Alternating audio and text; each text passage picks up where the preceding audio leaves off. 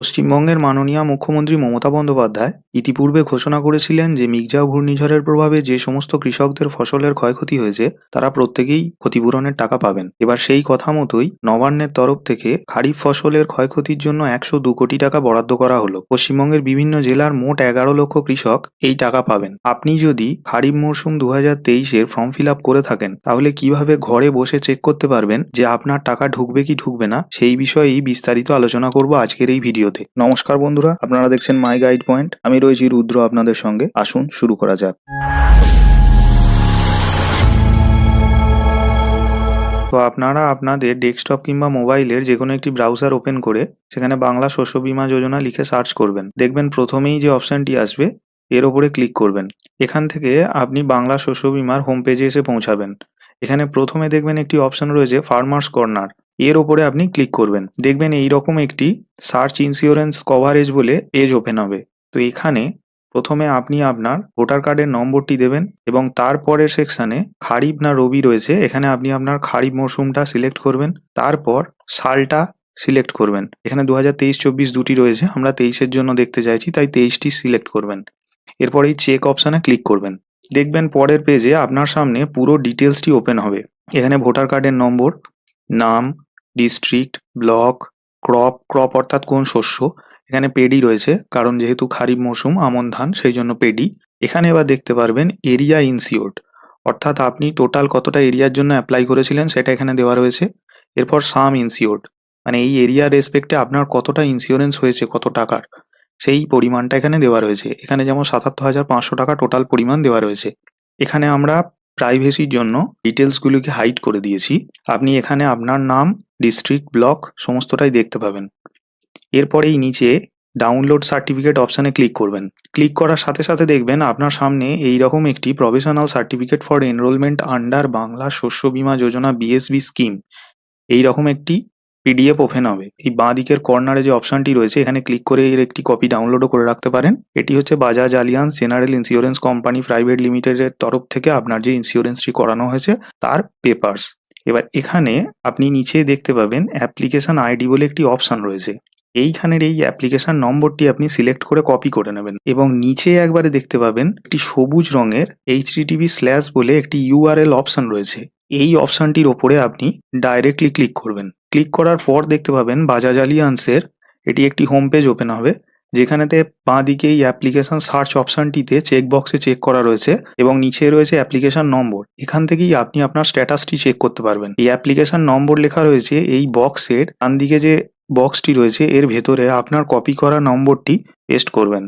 এরপর নিচে যে আনসার দ্য সিম্পল কোশ্চেন লেখা রয়েছে এখানে 3+1 এরকম একটি যোগ বা বিয়োগ যা হোক করতে দেবে, এটি আপনি এখানেতে করে দেবেন। যেমন আমাদের এখানে 3+1 রয়েছে, আমরা এখানে 4 লিখে দিলাম। এরপর এখানেতে সার্চ অপশনে ক্লিক করবেন। সার্চ অপশনে ক্লিক করার সাথে সাথে দেখবেন আপনার সামনে এরকম একটি পেজ ওপেন হবে। এখানেতে দেখুন টোটাল ডিটেলসটা দেওয়া রয়েছে, application number, policy number, product code, farmer's name, year, session, state, district, taluk, I U number অর্থাৎ আপনার যে এরিয়া থেকে আপনি করেছেন ইন্স্যুরেন্স ইউনিট সেই জায়গার নম্বরটা এখানে থাকবে। ক্রপ নেম, পেডি, এখানে ব্যাংকের নাম অর্থাৎ আপনি যে ব্যাংকের ডিটেলস দিয়েছিলেন তার নাম, ব্রাঞ্চের নাম, আইএফএসসি কোড, অ্যাকাউন্ট নম্বর সমস্তটা দেওয়া রয়েছে। এবার দেখতে পাবেন এখানে এরিয়া ইনসিওর্ড অর্থাৎ কতটা এরিয়ার জন্য আপনার ইন্স্যুরেন্স হয়েছে সেই পরিমাণটা এখানে রয়েছে। এরপরে যেটা আপনাকে দেখতে হবে সেটা হলো এখানে যে স্ট্যাটাস অপশনটি রয়েছে এখানে অ্যাক্টিভ না ইনঅ্যাক্টিভ লেখা রয়েছে।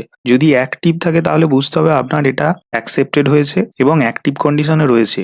যদি ইনঅ্যাক্টিভ থাকে তাহলে বুঝবেন এটি রিজেক্টেড হয়ে গেছে। এরপরের অপশনটি রয়েছে ক্লেম ডিটেলস। ক্লেম ডিটেলসটাই হচ্ছে আপনার মুখ্য দেখার বিষয়। এখানে যেমন দেখতে পাচ্ছেন claim not reported yet, if any will get updated. এইটার অর্থ হচ্ছে আপনার ক্লেমটা এখনো পর্যন্ত এগ্রিকালচার অফিস থেকে রিপোর্ট করা হয়নি। কারুর যদি ক্লেম রিপোর্ট করা হয়ে গিয়ে থাকে তাহলে এখানে ক্লেম হ্যাজ বিন রিপোর্টেড অপশনটি আসবে, অথবা আসবে একটি ইউটিআর নম্বর, অথবা ক্লেম অ্যামাউন্ট বলে একটি অ্যামাউন্ট আসবে। এই তিনটের মধ্যে একটি আসবে। আমি আরেকবার বলছি, যদি কারুর ক্লেম রিপোর্টেড না হয় তাহলে এখন যেরকম স্ক্রিনে দেখতে পাচ্ছেন ক্লেম নট রিপোর্টেড এই কথাটি আসবে। যদি কারুর ক্লেম রিপোর্টেড হয়ে যায় তাহলে এখানে লেখাটা আসবে ক্লেম হ্যাজ বিন রিপোর্টেড অথবা একটি ইউটিআর নম্বর অথবা ক্লেমের অ্যামাউন্ট বলে একটি সংখ্যা আসবে, সেটি হচ্ছে টাকার সংখ্যা। এবার আমরা এটার উপরে ক্লিক করব। ক্লিক করলে আপনি এখানে দেখতে পাবেন ক্লেম ডিটেলস, ক্লেম নম্বর। এখানে সেই একই কথা আসছে, claim is not yet generated against the given policy number.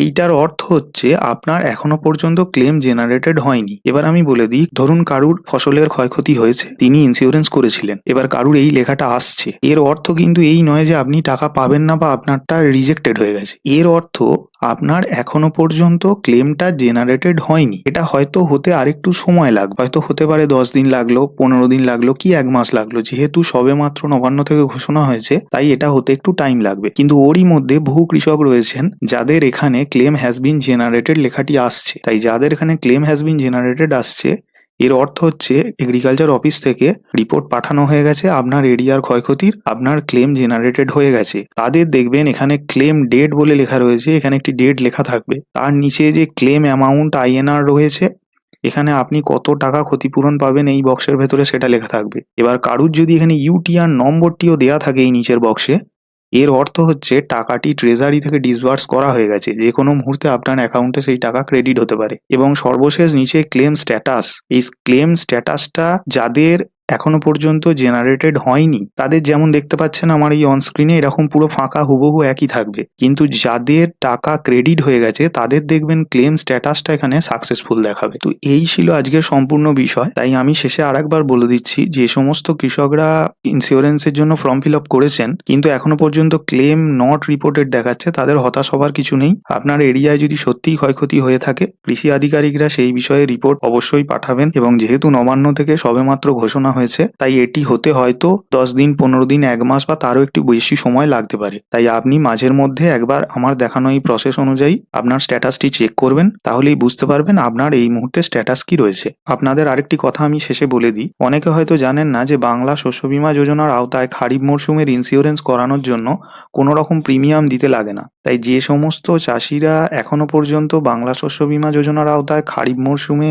Form fill up করেন না বা করেননি, তারা অবশ্যই আগামী মরশুম অর্থাৎ 2024-এ ফর্ম ফিল আপ করবেন। কারণ এই জায়গায় কখন ফসলের ক্ষয়ক্ষতি হয় কেউ বলতে পারে না। যেহেতু আপনার একটি টাকাও খরচা হচ্ছে না, সম্পূর্ণ ফ্রি, সম্পূর্ণ বিনামূল্যে আপনার ইন্স্যুরেন্সটি হয়ে যাচ্ছে, তাই এই জায়গায় ফর্ম না ফিল আপ করা মানে আপনারই বোকামি, আপনারই ক্ষতি। তাই এটি আমার তরফ থেকে একটি ছোট অ্যাডভাইস রইল আপনাদের, যে খারিফ মরশুমের ফর্ম ফিল আপ শুধুমাত্র ফর্মটি নিয়ে আসা, ডকুমেন্টসগুলি জমা করা, তার সাথে ব্যাস, আর কিছু করতে লাগে না। তাই আপনি আগামী 2024 মরশুম থেকে অবশ্যই ফর্ম ফিল আপটি করবেন। রবি মরশুমের ক্ষেত্রেও ফর্ম ফিল আপের জন্য শুধুমাত্র আলুর ক্ষেত্রে চাষিদের একটি প্রিমিয়াম দিতে হয়, বাকিগুলিতে প্রিমিয়াম দিতে হয় না। আপনারা যদি বলেন তো আমি একটি ভিডিওতে পুরো ডিটেলসে বলে দেব যে কোন ফসলের জন্য কতটা প্রিমিয়াম দিতে হয় এবং কোন কোন ফসলের জন্য প্রিমিয়াম দিতে হয় না, এবং আপনি সেটি বাড়িতে বসে কিভাবে চেক করবেন, এই বিষয়ে আমি একটি ডিটেলস ভিডিও পরে তাহলে বানিয়ে দেবো। এবং যারা রবি মরশুমের এখনো ফর্ম ফিল আপ করেননি তারা অবশ্যই ফর্ম ফিল আপ করুন। 31শে জানুয়ারির মধ্যে এটি করে দিন, কারণ 31শে জানুয়ারি হচ্ছে লাস্ট ডেট। যেহেতু মিগজাও ঘূর্ণিঝড়ের প্রভাবে রবি এবং খারিফ উভয় ফসলেরই ক্ষয়ক্ষতি হয়েছে, এবং বর্তমানে খারিফ মরশুমের ক্ষয়ক্ষতির কথা সরকার জানিয়ে দিয়েছে এবং 102 কোটি টাকা ক্লেমের কথাও জানিয়ে দিয়েছে। তাই আগামী কিছুদিনের মধ্যে রবি মরশুমেরও জানিয়ে দেওয়া হবে। তাই এখনো পর্যন্ত যারা ফর্ম ফিল আপ করেননি, কয়েকদিন মাত্র বাকি রয়েছে, আপনারা রবি মরশুমেরও ফর্ম ফিল আপ করে দিন। তো বন্ধুরা, এই ছিল আজকের ভিডিও। আশা করি আপনাদের ভালো লেগেছে। যদি ভালো লেগে থাকে তাহলে একটি লাইক করবেন। যদি কোনো জিজ্ঞাসা থাকে অবশ্যই কমেন্ট সেকশনে কমেন্ট করবেন। দেখা হচ্ছে নেক্সট ভিডিওতে। সকলে সুস্থ থাকবেন। ধন্যবাদ।